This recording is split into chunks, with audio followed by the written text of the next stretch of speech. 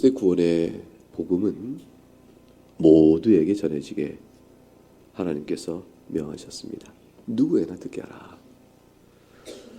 온 멸망 세상 끝까지 복음을 전하라고 말씀하셨습니다. 그러나 복음의 전파가 모든 이들에게 듣게 하라 하셨다 해서 하나님께서 그 모든 보편적인 복음의 외침이 그걸 듣는 모든 사람을 다 구원하시겠다라는 뜻을 담고 말씀하신 것은 아닙니다. 복음은 전하라 하셨으나 누구에나 듣게 하라 하셨으나 그러나 그것이 곧 듣는 모든 자마다 구원을 내가 이루게 하려 하심이라 라는 뜻을 담고 있는 것은 아닙니다. 복음을 전하는 일반적이며 보편적인 명령과 복음을 듣고 믿음으로 순종하여 구원을 받는 구원의 대상의 보편성은 일치하지 않습니다. 구원의 대상은 보편적이지 않고 제한적이며 특수적입니다. 우리는 신학적으로 하나님께서 모든 자들에게 복음을 전하라 하셨는데 어찌하여 듣는 모든 자들이 다 구원받도록 하지는 않으셨을까? 그것은 우리들에게 굉장히 궁금한 질문이고 또한 또 풀어야 될 의문입니다. 하나님께서는 선하신데 따라서 선하신 일을 행하신 예수 그리스도의 놀라우신 복음을 누구에게나 듣기도 하시는데 어찌하여 듣는 모든 자들, 세상의 모든 자들 다 구원하지는 않으시는 것인가? 하나님께서 복음을 전하라고 말씀하실 때 그때는 그 듣는 자를 구원하실 의도를 갖고 말씀하신 것인가? 아니면 단순히 전하는 일 자체를 명하신 것뿐이신가? 이것들은 많은 사람들의 신학적 토론이 있었죠. 그래서 하나님께서는 두 가지 의도를 갖고 있었다라고 말한 자도 있었습니다. 하나님께서는 모두에게 복음을 전하는 것도 하나님의 의도시고 그러나 제한적인 사람들에게만 구원하는 것도 하나님의 의도시다. 그렇다면 우리들에게 있어서는 하나님의 의도가 이중적인가 또는 보편성과 제한성이 하나님의 의도 속에 같이 있는가 어떻게 하나님 두 마음을 가지신가라는 하나님의 작정에 관한 심각한 신학적 혼돈이 오게 되어집니다. 그 설명은 보편적인 복음 전파의 명령과 또 구원받은 자의 수가 모두가 구원받지 못한다는 명명백백한 사실 앞에서 하나님의 작정의 이중성으로 신학을 풀어가려는 노력에 불과할 뿐 하나님을 그렇게 말씀을 인해서 성경적 하나님의 작정의 단일성에 대한 심각한 위협을 주게 되었죠. 그래서 그것은 좋은 해법이 아니라는 것을 알게 되어집니다. 그래서 많은 사람들이 하나님은 복음을 전파하고 듣는 모든 자를 구원하도록 하길 의도가 있으셨으나 그 의도가 실현되지 못하고 모두가 구원받지 못하는 것은 인간의 선택 때문이다라고 풀어가는 쪽을 선택하게 됐습니다. 결국은 구원의 결정은 사람에게 있다고 되어지면 모든 사람에게 복음을 전하는 하나님의 명령과 듣는 자들에게 구원을 하고자 하는 하나님의 의도는 선명하게 일치되어지지만 그러나 사람의 선택으로 인해서 좌절될 뿐 하나님의 의도상의 문제가 없으니까 그 문제는 풀어진다 이렇게 생각을 한 것입니다. 그것은 심각한 문제를 이야기하게 됩니다. 왜냐하면 하나님은 구원하고자 의도를 가졌으나 인간의 자유 선택에 의해서 하나님은 그 의도를 실행하지 못하는 실패자로 남게 되어집니다. 하나님이 인간의 선택에 의해 종속되어지는 어처구니없는 결과가 나오게 되어지죠. 한편으로는 선택은 인간이 하는 것이고 또 배반과 또 심판의 선택도 인간이 하는 것이니까 인간이 하나님의 예수 그리스도의 복음 메시지를 다 듣고 순종하지 못한다 해서 자기 심판에 대한 결과를 핑계할 수 없고 짊어져야 한다라는 형편이 되어지니까 그럴듯하고 하나님의 공의성을 살리는 좋은 해법이라고 사람들은 생각하기 시작했습니다. 많은 이들이 그렇게 생각을 했습니다. 지금도 기독교 해석에서 우리가 믿는 것보다 훨씬 더 많은 사람들이 그 선택을 좋아하고 따라갑니다. 그것이 소위 말해서 알미니안주의요, 현대적 인간 중심적 신학 구조의 핵심이 되어집니다. 그러나 우리가 믿는 바의 개혁신학은 그 해법이 옳지 않다고 생각합니다. 왜냐하면 하나님께서는 택하신 자를 불러내어 구원하시는 그 의지를 명확하게 오늘 본문 속에서 밝히고 있기 때문입니다. 하나님께서는 누구에게 복음을 전하셨으나 그러나 모두에게 구원을 하고자 하는 의도가 없으신 까닭은 인간의 불순종을 하시기 때문입니다.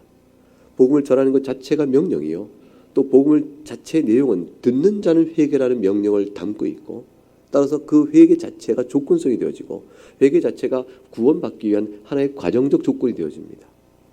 따라서 인간에게는 불순종의 많은 일들의 자기 책임을 피할 수 없게끔 하나님은 만드시고 계신 것이죠. 따라서 복음을 전파하였으나 불순종한 책임을 위한 자기의 모든 결과적인 심판은 자기가 자초하도록 하나님은 만드십니다. 이것은 일반적 모든 명령이 다 그런 것이에요. 십계명을 받고 또 하나님의 율법과 계명 앞에서 불순종하는 모든 자들이 나중에 심판을 받게 될 때 그 모든 일반적 하나님께 인간에게 주신 받은 계명에 대한 불순종과 마찬가지로 복음을 들었을 때 불순종도 또 하나의 하나님의 명령에 대한 불순종과 같은 성질에 따라 작용되는 것입니다. 죄인인 것이 드러나는 것이 복음 전파의 한 역사적 측면이기도 한 것입니다. 그러면 불순종하는 인간은 왜 그런 것인가? 자기 죄성 때문에 그렇죠. 타락한 이후에 모든 인간이 부패한 성정에 따라 불순종을 선택해 나갑니다. 하나님께서는 그들에게 복음을 모두에게 전파하게 하시고 그래서 그 중에 일부가 구원받도록 하시는 일을 행하시는데 누구라도 하나님의 명령을 듣기 싫어하고 거부하기 때문에 모두가 다 불순종할 것이로되 예외적으로 순종하는 자가 드러나는 것입니다. 불순종이 자연스러운 현상이요. 인류의 보편적 현상이요. 그것이 기대될 만한 현상인 것이죠. 그런데 이상하게도 순종하는 자가 드러나는 것입니다. 회개하는 자가 드러나게 되는 것이죠. 그 회개 역사는 들여다보니 하나님의 은혜의 역사인 것입니다. 순종하는 걸 보니 사람이 아니요 하나님이 하신 일인 것입니다.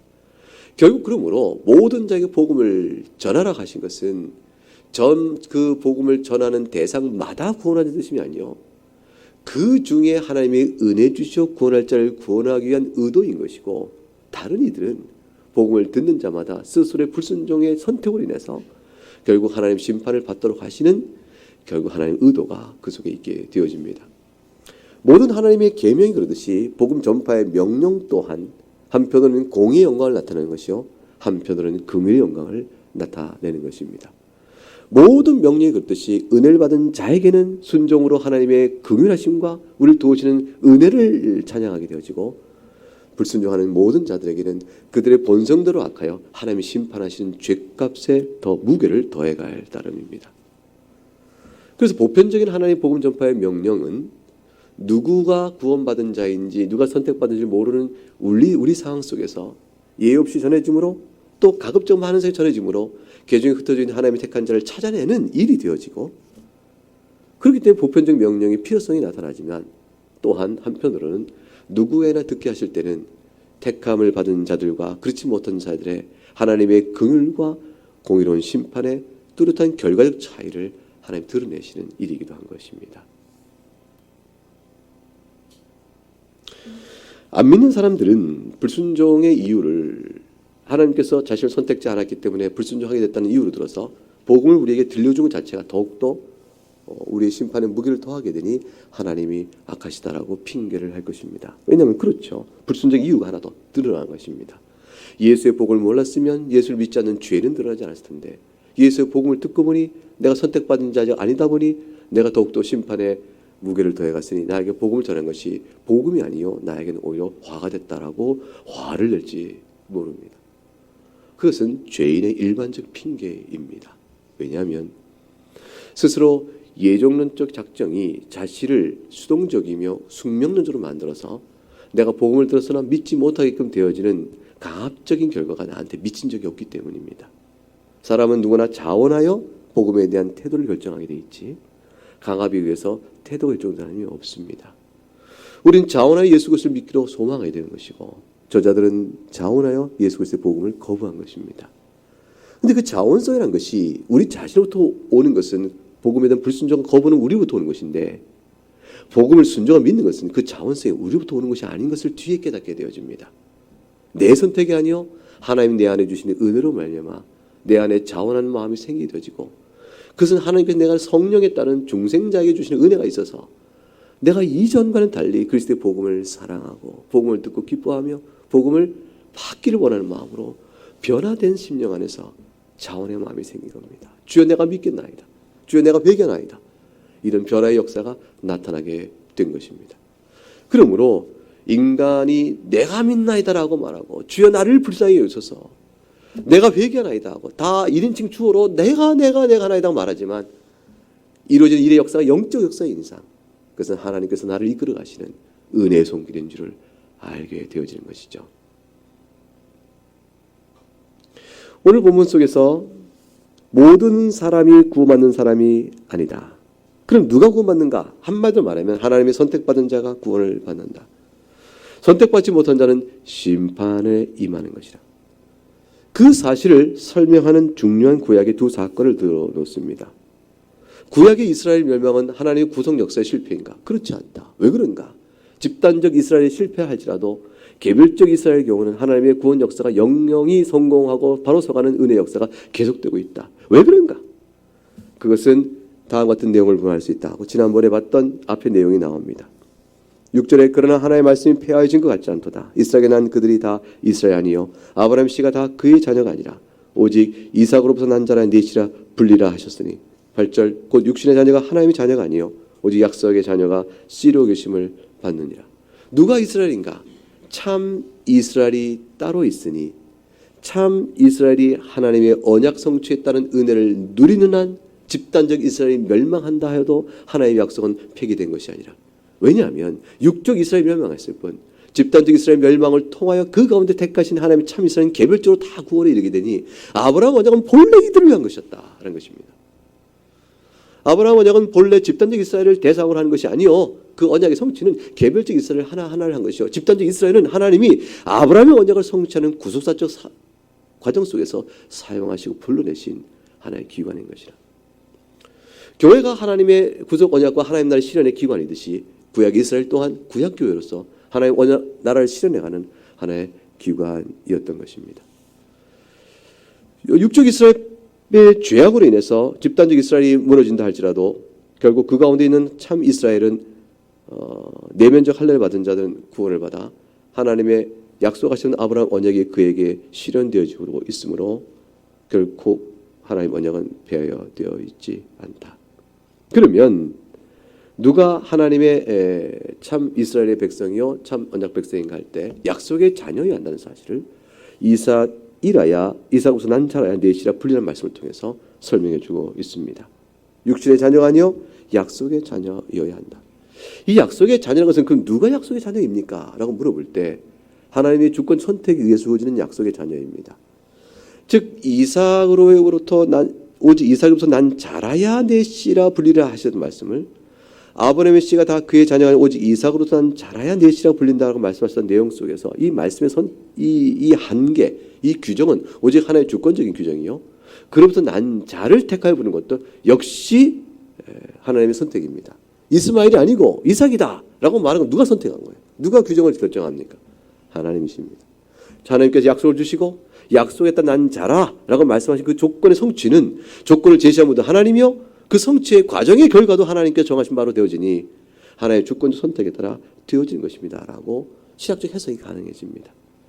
근데 오늘 본문은 이 내용 하나님의 주권 선택으로 이루어지는 것이라는 사실을 아주 분명하고 더 명확하게 우리에게 제시해 줍니다. 그것이 10절 이하로부터 나오는 것입니다. 이삭을 통하여 언약이 성취된다는 것은 하나님께서 죄인인 보편 인류 가운데서 일부를 떼어 구분하였음을 원리적으로 보여줍니다. 이 원리적인 구분이 이삭과 이스마엘의 사이에서보다도 야곱과 에서 사이에서 더욱더 분명하게 드러나고 있으므로 이 사실을 오늘 보여줍니다. 리브가가 우리 조상 이삭 한 사람 말미암아 임신하였는데 10절. 근데 그들이 아직 낳기도 전에 무슨 선이나 악을 행하지도 않은 때에 택하심을 따라 되는 하나님의 뜻이 행위로 말미암지 않고 오직 부르신 이로 말미암아 서게 하려 하사. 이 말씀에 이어진 전체 내용은 야곱과 에서의 관계를 살피라는 것입니다. 그러면 이삭이라야 넷이가 된다는 약속의 자녀, 약속을 주신 이가 주권적 선택을 해나가신 일에 대한 선명한 이해를 더욱더 명료히 가질 수가 있다라고 말해줘요. 첫째, 그것은 그 자식들 아직 나지도 아니하고 무슨 선의 악을 행하지 않은 때에 이렇게 됐습니다. 그런데 10절 말씀에 그 자식들이 누구인가? 리브가 우리 조상 이삭 한 사람 말미암아 이삭을 임신을 하였는데 인간의 조건이 똑같습니다. 왜 그 자식은 다른 것이 아니요 야곱과 에서와 야곱이었습니다. 같은 어머니, 같은 아버지, 같은 태에서 나온 쌍둥이였습니다. 그리고 이들은 어떤 인간적 조건에서 아브라함에게 있어서 이삭과 이스마엘의 차이가 다른 것이에요. 어머니가 달라고 아버지는 동일했으나 어머니가 달랐던 그들의 차이는 그렇다. 이스마엘은 종의 자식이었고 이삭은 주인의 자식, 주모의 자식이었으니까 이건 차이가 있는 건 당연하다라는 식으로 말해서 어떤 형편인가 이삭의 인간적 조건이 그가 약속의 자녀가 되는데 어떤 의미가 있다고 생각하기가 쉽게 되는 것이죠.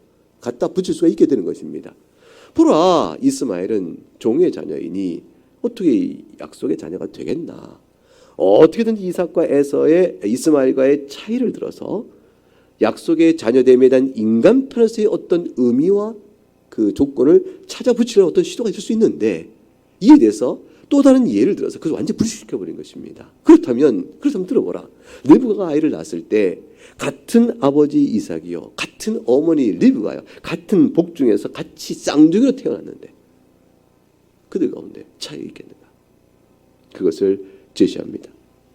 인간의 조건은 철저히 같은 두 명의 쌍둥이를 들어서 선택과 유기라는 하나님의 주권 선택의 선명함을 우리에게 가르치는 것이죠. 구원의 은혜는 철저히 하나님의 주권 선택이다.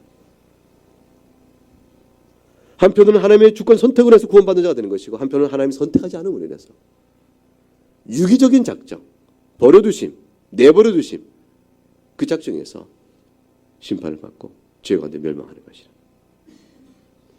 이 사실을 11절에 이렇게 말하죠. 저들이 언제 이런 선택을 받았는가? 쌍둥이를 할지라도 태어났을 때 각기 살아가는 삶이 다르니까. 일란성 쌍둥이를 할지라도 사는 것이 달라지니까. 일란성 쌍둥이랑 똑같이 행동하는 것이 아니니까. 똑같은 마음이 아니니까. 그러니까 일란성 쌍둥이라도 어떤 아이는 부모님 마음에 참 마음에 들고 어떤 아이는 부모님 마음에 괘씸할 수 있으니까. 그 살아가는 인간 생활의 조건의 차이가 일란성 쌍둥이를 할지라도 나눌 수 있는 거 아니겠소? 라고 반문이 나올 수 있잖아요. 그래서 나기도 전에 라고 말하는 겁니다. 11절에. 아니, 낳기도 전에. 그들이 무엇인가를 행하기도 전에. 도덕적으로나 기능적으로나 그들이 무엇인가를 행하기도 전에, 무슨 선이나 악을 행하지도 않은 때에 택하심을 따라 계속 반복합니다. 하나님의 뜻이 행위로 말미암지 않고, 보세요. 4번을 반복하죠. 아직 낳기 전에, 무슨 선이나 악을 행하기도 전에, 택하심을 따라 하나님의 뜻이 행위로 말미암지 않고, 이렇게 4번이나 반복해 강조함으로 해서 부르신 하나님의 뜻에 따라 될 따름이라고 선언해 버립니다. 예배소서 1장 4절과 5절을 보게 되면, 곧 창세전에 그리스도 안에서 우리를 택하사 우리로 사랑 안에서 그의 앞에 거룩하고 흠이 없게 하시려고 그의 깊으신 뜻대로 우리를 예정하사 예수 그리스도 말미암아 자기 아들들이 되게 하셨다. 분명한 선언이죠. 창세전에, 영원전에 그리스도 안에서 우리를 이미 택하셨다. 목적은 거룩하고 흠이 없게 하시려고. 근데 그리스도 안에서 우리를 사랑하사 택하신 것이다. 하나님 기쁘신 뜻이다. 두 가지 하나님 앞에서의 우리를 선택하신 바 된 이유를 설명합니다. 하나는 사랑하셨다. 하나는 그의 기쁘신 뜻이었다. 우리 편에서는 아무런 어떤 조건이 없습니다. 그저 우리는 택함의 대상이라고 선언될 따름입니다. 그리고 그리스도 안에 있었기 때문에 말만 나옵니다. 사실 우리를 택하셨기 때문에 그리스도 안에 두신 것이요, 그리스도 안에 있기 때문에 택함을 받을 만한 사람으로 간주되어 버립니다. 우리의 탓이 아니요, 그리스도의 의로 인해서. 그리고 우리를 예정하셨다고 되어 있습니다. 하나님께서 미리 작정하신 것이, 우리는 택함의 대상이요, 작정의 대상이요, 예수 그리스도를 자기 아들이 되는 그런 하나님의 영원한 선택에 의한 은혜를 입은 자들 뿐이에요. 야곱을 선택하신 것은 에서보다 야곱이 더 의롭거나 선하거나 믿음이 있는 것을 여기기 때문이 아니라는 사실이죠. 사실 야곱의 인생은 에서보다 도덕적으로 더 의롭지 않습니다. 장자권을 흠모했다는 사실로 인해서 장자권을 멸시한 에서에 비교해서 야곱은 훨씬 더 영적인 은혜를 갈구하는 자로 비춰지지만, 하나님의 은혜 앞에 살아가는 야곱의 생활의 선택들은 에서보다 두들길 게 없어요. 거짓말이요, 지비한 불굴의 의지로 목적을 성취하는 사람으로 나왔을 뿐이죠. 수많은 130년 세월, 야곱이 살아간 130년의 긴 인생이 험악한 세월이다라고 말할 수밖에 없었던 긴 세월 동안 야곱은 끊임없는 연단을 받아갑니다. 연단에 연단, 젊어서 눈물 어린 고생을 해내고 고생 끝에 돌아와도 정착의 어려움을 겪고, 정착 가운데 자식을 잃고 딸을 잃고 험악한 인생을 살아갑니다. 그것은 하나님께서 야곱의 인생을 연단해 가신 것이에요. 징계하시고 다뤄가시고 붙들어 가시며 야곱 인생을 가만히 편하게 두질 않으십니다. 인생을 돌아보니 야곱은, 내 인생은 험악한 세월이었습니다.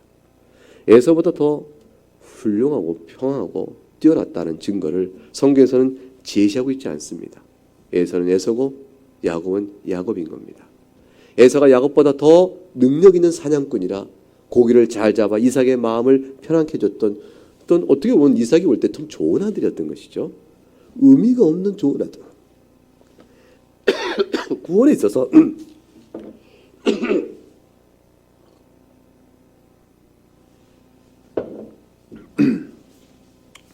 구원과 관련해서 에서의 모든 사냥꾼의 능력과 그 한 종족, 에돔 족속의 조상이 되어지니까 자기 후손들로 번창한 종족을 이루건 말건 그 어떤 뛰어난 지략과 무엇이 있든 아무 상관이 없습니다. 에서는 아닌 것입니다. 야곱은 그가 도덕적으로 어땠건 간에 연단을 받은 130년의 세월을 살았건 간에 그가 죄성에 시달렸건 간에 하나님의 말씀에 순종해 살아가는 거룩한 성품을 이루어 아마 요셉과 같거나 아마 사무엘 같거나 그 어떤 우리가 아는 신앙적 위인과 같은 거룩한 인생을 살아간 다니엘 같은 사람이 일지 않을지 상관이 없습니다. 하나님이 택하신 자이기 때문에 구원받습니다. 하나님의 선택은 우리 인생 중에 살아가는 모습에 선악의 정도의 차이에 따라 우리 편에서 그 무엇으로 결정되거나 달라지지 않습니다. 이것은 아주 우리에게 큰 것을 깨닫게 합니다. 부패한 인간이 무엇을 주 앞에 행하여 구원의 선택을 받을 만한 공로 따위는 없다는 사실에 대한 분명한 인식입니다. 우린 철저한 죄인이고 완전한 죄인이고 하나님의 선택적 은혜만이 우리를 주의 백성으로 삼으십니다. 하나님의 인자하심만이, 긍휼하심만이, 오래 참으심만이, 그의 인애와 그것만이 우리의 구원의 모든 것 이유를 설명합니다. 동시에 이와 같은 사실은 주권 선택으로 됐다는 사실은 우리에게 한 가지 사실 또한 설명하게 됩니다. 그것은 뭐냐면 그렇기 때문에 영원토록 견고하다는 것입니다. 우리의 형편이 어떠하든지. 다윗이 밧세바 간음 이후에 실족하였으나 구원이 취소되지 않고 그를 다시 붙들어 줍니다. 다윗이 회개했기 때문에 구원을 다시 얻은 것이 아니에요. 죄를 지었을 땐 구원을 상실했으나 회개했기 때문에 다시 정치한 것이 아니고 처음부터 하나님의 자녀였습니다. 그렇기 때문에 죄를 범했으나 회개토록 하나님의 은혜 주신 것이고 그리하여 그 은혜 가운데 살아간 것이에요. 모든 성경상에 구원받은 자는 다 그 인생을 살아갔습니다. 예외 없이 그렇게 살아갑니다.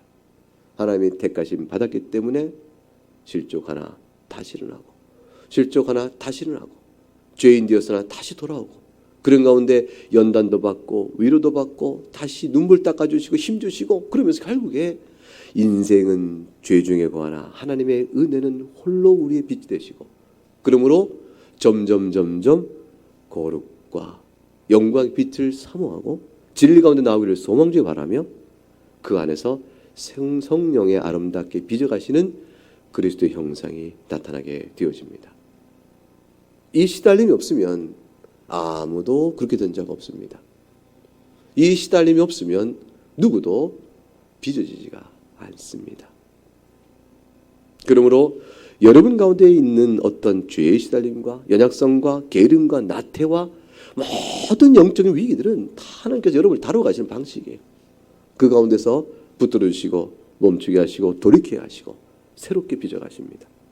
이전보다 더 분명하게 그리스도 안에 나오도록 이끌어 가십니다. 죄에 대한 예민한 감수성을 더욱더 새롭게 하시죠. 이전보다 더욱더 죄에 대해서 예민해지게 만드십니다. 그것은 성화의 길을 걸어가는 사람에게 나타나는 은혜의 모습들입니다. 이것은 더욱더 많은 죄를 질수록 하나님께서는 우리를 더 많은 죄를 짓도록 만드시는 뜻이 아니고 많은 죄에 빠지더라도 하나님의 은혜의 손길로 구원받은 자에게는 낙담과 절망과 실망과 좌절해서 무너지지 말고 주권적 선택이라는 그 사실 앞에서 다시 한번 나올 수 있는 믿음의 기반이요 반석이요 토대요 출발이 된다는 사실을 인식하기 위한 것입니다. 우리는 어차피 우리로부터 되어진 구원이 아닌 줄 알기 때문에 우리로 인해서 낙심할 것이 아닙니다. 우리에게 요구되는 것은 무엇이죠? 절망의 낙심이 아니라 회개의 따름입니다. 우리에게서 요구되는 것은 새로워짐입니다. 회개입니다. 회개를 통해서 새로워질 것을 주께서 기대하시고 이끄신 것이지 그거를 징계하고 책망하여 우리를 수로로 내던지는 것이 아닙니다. 그러므로 이 모든 사실 앞에서 야곱이 산 것이에요. 에서는 아니고 야곱이라 말씀하실 때 야곱이 에서보다 잘났지 않냐 이 뜻이 전혀 아닌 것입니다. 오늘 본문을 보게 되면 12절에 니브가 이르시되 큰 자가 어린 자 섬기라고 말씀하셨어요. 하나님의 선택이죠. 하나님의 선택은 큰 자가 어린 자를 섬기는 것이라고 얘기하셨어요. 이때 큰 자는 먼저 나온 에서를 가리키는 것이, 작은 자는 뒤에 나온 야곱을 가리키는 것인데 단순히 에서가 야곱을 섬길 것이라 이런 말씀의 뜻으로 말하지 아니하고 이름을 부르지 아니하시고 큰 자, 작은 자를 말했다. 그래서 이것은 구체적인 에서요, 구체적인 야곱에 대한 구체적인 고유 명사 대신에 쓴 빗댄 명사라 이렇게 막 풀이해도 뭐 끝이 납니다. 구체적인 지명성이 있는 것입니다. 그러나 그 구체적 지명성을 넘어서서 왜 큰 자로 하셨을까? 왜 작은 자로 하셨을까? 이 표현을 그렇게 둘러서 하나의 표현한 데는 의미가 있을 것이라 생각하고 생각할 수가 있겠죠. 우선 에서가 야곱을 섬길 걸 하셨는데 이것은 많은 학자들은 이렇게 생각해 보는 것이죠. 실제로 에돔 족속이 이스라엘 족속에 복속되어집니다. 다윗이 완전히 정복해버려요. 다윗 때 이후로 에돔 족속은 이스라엘 백성에게 공물을 바칩니다. 그리고 조공 바치며 살아가요. 한 200년 가까운 세월 동안 쭉 살아옵니다. 근데 에돔 족속 흔적도 없이 나중에는 사라져버리죠. 그것 봐라. 이 말씀의 성취가 그렇게 된 것이라. 역사적으로 성취된 것을 들어 말하기도 합니다. 그런데 큰 자가 어린 자를 섬긴다는 것은 사실 조금 더 의미적으로 영적 의미가 사실 있는 것이죠. 왜냐하면 우선 야곱 때 보게 되면 야곱이 에서를 섬겼지 에서가 야곱을 섬기지 않았습니다. 야곱은 장자권을 탈취한 이후에 생명의 위협을 느껴서 집을 떠나 도망가야 했습니다. 도망가는 동안 에서는 그 고향 땅에서 세력을 확장하고 있었습니다. 야곱은 다시 라반 외삼촌 집에서 갖은 고초와 노동 끝에 겨우 재산 조금 모아가지고 돌아옵니다. 돌아오지만 그 고향 땅의 터를 잡고 윗을 떨고 있는 세력을 넓힌 에서를 감당할 수가 없는 겁니다. 그래서 에서에게 엎드려 빌고 내가 그런 것이 잘못됐어 라고 에서의 용서를 구하며 싹싹 빌어서 겨우 생명을 부지합니다. 얼마나 두려웠으면 하나님의 천사 싸워 씨름하여 당신이 없으면 난 못 삽니다. 하나님 도우시 없으면 절대로 난 견디지 못합니다 라고 생명 걸고 주 앞에 무릎 꿇고 기도하여 결국은 하나님을 놓지 않을 자, 절대로 하나님을 놓지 않을 자는 뜻을 가진 이스라엘이라는 이름을 받았겠어요.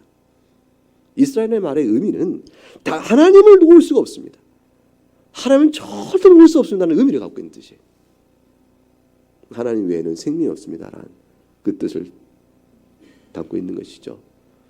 결국 그래서 에서의 관용으로 겨우 목숨을 걸고 에서가 있는 땅을 피하여 유리하는 나그네로 자기의 삶을 터를 삼아 했던 그런 야곱이었습니다. 에서가 야곱을 섬겼나요? 아니죠. 그러니까 이것은 큰 자가 어린 자 섬긴다는 말은 에서와 야곱의 당대의 루진이 아닙니다. 민족적 단위 속에서 훗날 에돔 족속이 이스라엘 백성을 섬겼다는 말로 해석해 나가지만 그보다 영적인 모습이 있습니다. 그것은 무엇이냐면 자기를 의지하는 자와 아무것도 없이 하나님 말을 의지하는 자의 대조입니다. 자신의 공로하여 자신의 능력이 아니요 자기 힘이 아니요 오직 하나님의 인자하심을 말미암아 그 은혜를 입어야 사는 자, 작고 작은 어린 소자와 같은 자가 세상에 크고 강한 자들. 그러나 하나님의 선택은 작은 자에게 있으니 그 아무것도 없어 그에게 있으니 세상의 큰 자가 작은 자로 인하여 축복을 받게 될 것이요 오히려 그들이 작은 자를 섬기게 될 것이라. 그러나 창세기 12장에서 모든 족속이 너로 말미암아 복을 받게 될 것이라는 말씀의 뜻과 연결되어 해석할 수 있는 겁니다. 왜 그렇게 되는 일이 벌어질까요? 13절에 하나님의 선택의 성격을 설명합니다. 내가 야곱을 사랑했고 에서를 미워했기 때문이라고 말씀합니다. 그래서 사실 말라기에서 인용되는 말씀을 사도 바울이 갖고 온 것인데 하나님 말씀하시죠. 이스라엘 백성이 하도 하나님께 배역하고 패역하니까 하나님 기가 막히셔서 내가 야곱은 사랑하고 에서는 미워한 건 아니냐. 근데 어째 너희가 나한테 이럴 수 있느냐.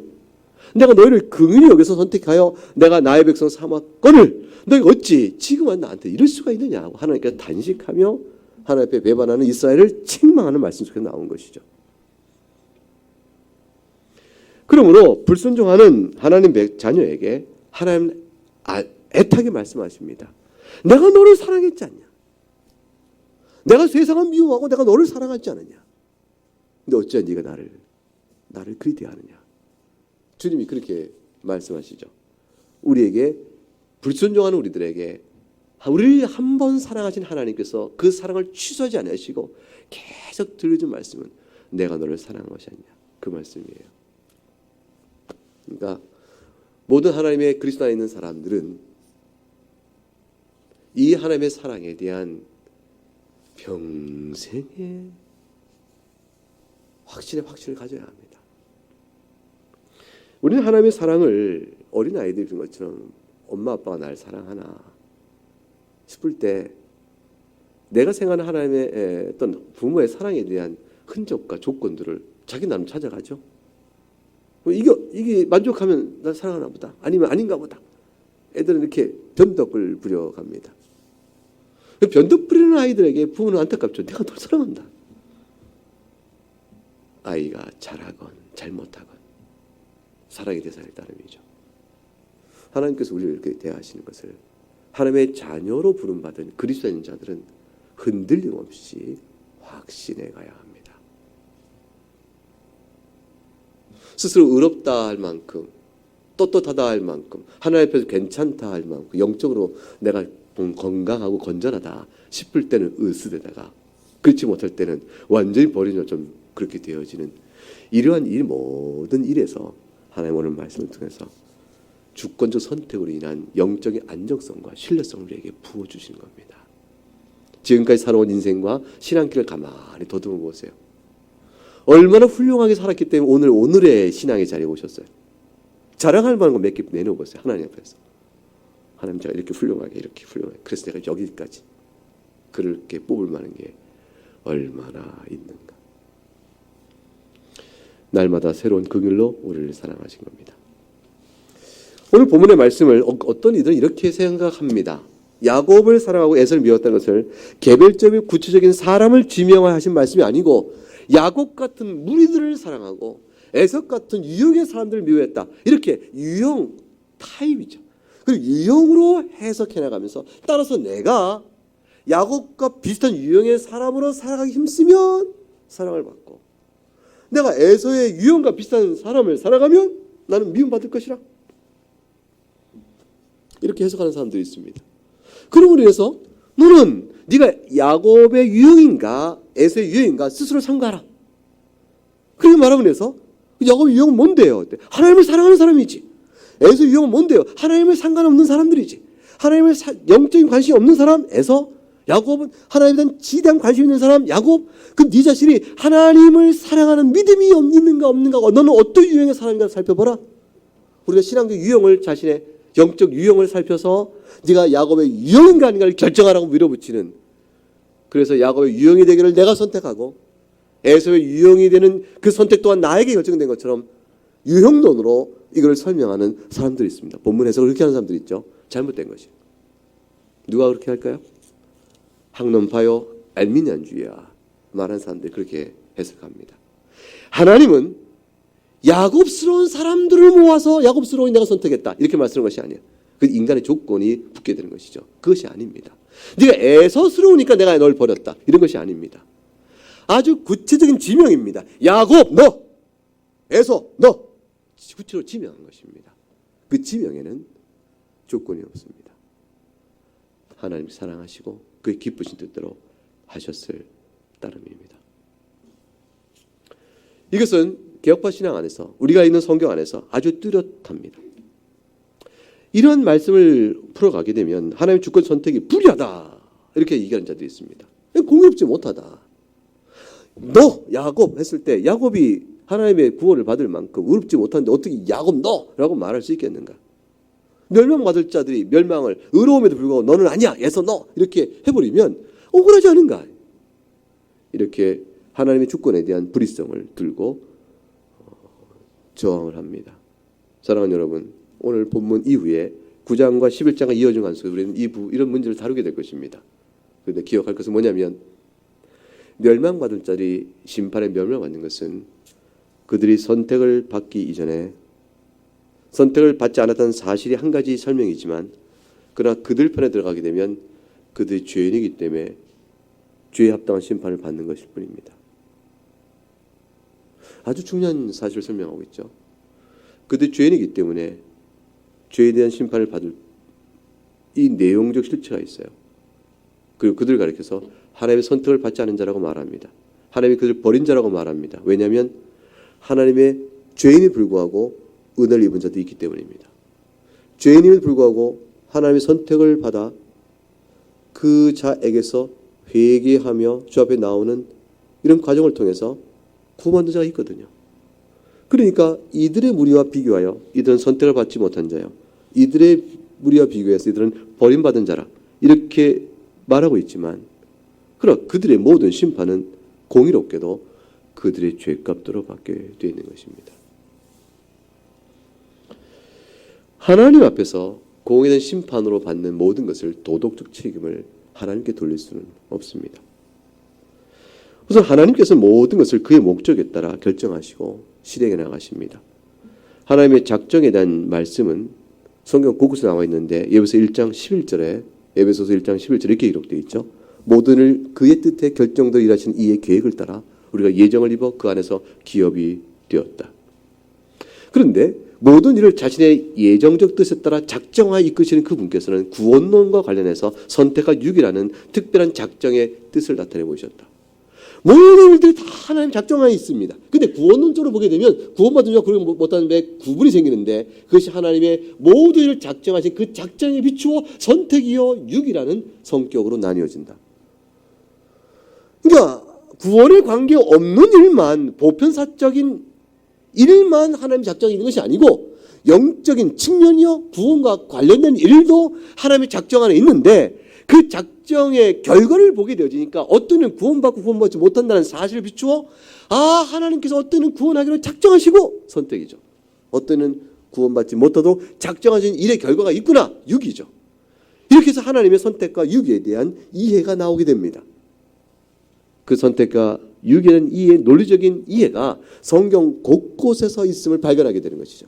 누가복음 10장 20절에 너희의 이름이 하늘에 기록된 것을 기뻐하라 하셨습니다. 사도행전 13장 48절에 영생을 주기로 작정된 자는 다 믿더라 되어 있습니다.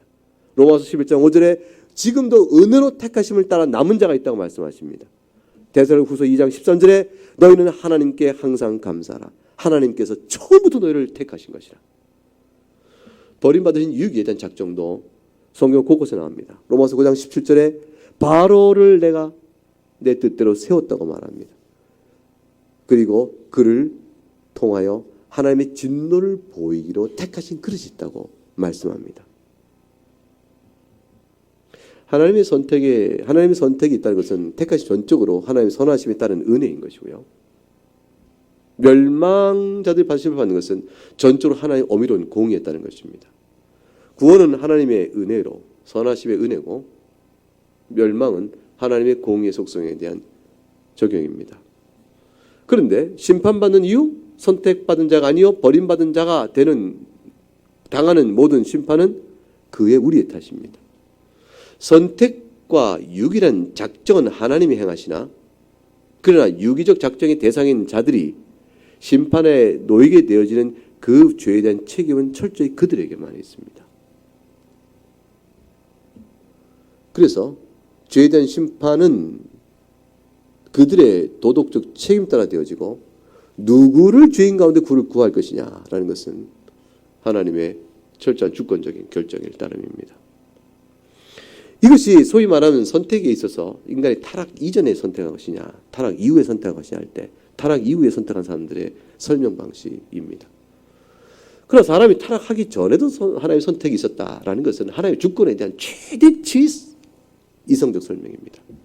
다 헤아리기 어렵지만, 그러나 모든 일을 하나님이 다 작정하실 때 일이 이루어지기 전에, 사람이 타락하기 전에, 즉 타락하는 일이 있다는 것을 미리 하나님이 보시기도 전에 하나님 모든 일을 결정하신 게 아닐까? 그렇게 되어지면 타락할 가능성이 있는 자들로 설명되는 자들을 하나님이 선택하십니다. 어려운 설명이죠.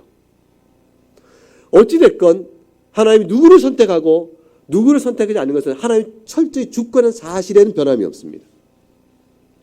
여러분이 신학적으로 타락 전 선택이냐 타락 후의 선택이라는 것을 아무리 고민하고 애를 써봐도 여러분 풀지 못합니다. 그 설명에 차이가 있다는 것을 알지만 어느 것이 옳으냐는 결정을 못합니다. 그러나 여러분이 알 것은 뭐냐면 어떤 설명이든 변함없는 한 가지가 있습니다. 우리가 구원받는 것은 하나님의 선택적 은혜 때문이다. 이 사실은 동일하게 적용됩니다. 그 하나를 봄을 통해서 확실하게 믿어야 합니다. 죄인을 벌하셔도 하나님께서 어찌 죄인을 선택하여 그들을 구원하시는가? 공의에 어긋난다라고 물어본다면 그건 기독론적 답이 있는 겁니다. 예수 그리스도의 대리 속죄 때문이라. 따라서 하나님께서 죄인을 선택하여 구원하신 데는 하나님의 불의가 없습니다. 인류 가운데서 영생 얻도록 예정된 자들로 말하면 창세전에 선택한 것이요. 그 선택은 영원 불변한 하나님의 목적과 깊으신 뜻과 그 우리가 알지 못한 오묘한 계획을 따라 행하신 것이요. 따라 그리스도와 그들이 영원한 영광을 얻도록 의도하신 것이며 그것은 단순히 거저주시는 은혜와 사랑으로만 하신 것입니다. 그리고 미리 있을 그들이 신앙과 선행을 미리 아시고 아하 저들이 신앙과 선행을 하겠구나 이걸 보시고 그 미래적 그들의 신앙과 선행에 대한 보상으로 지금 선택한 것이 아닙니다.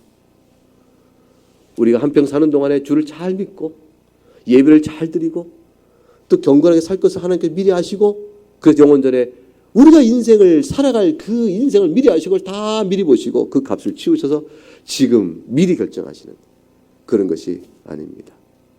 그거는 하나님의 선택을 인간의 조건에 따라 결정짓는 것이니 예지 예정이라 미리 아시고 예정했다라는 알미니안적 잘못된 해석들입니다.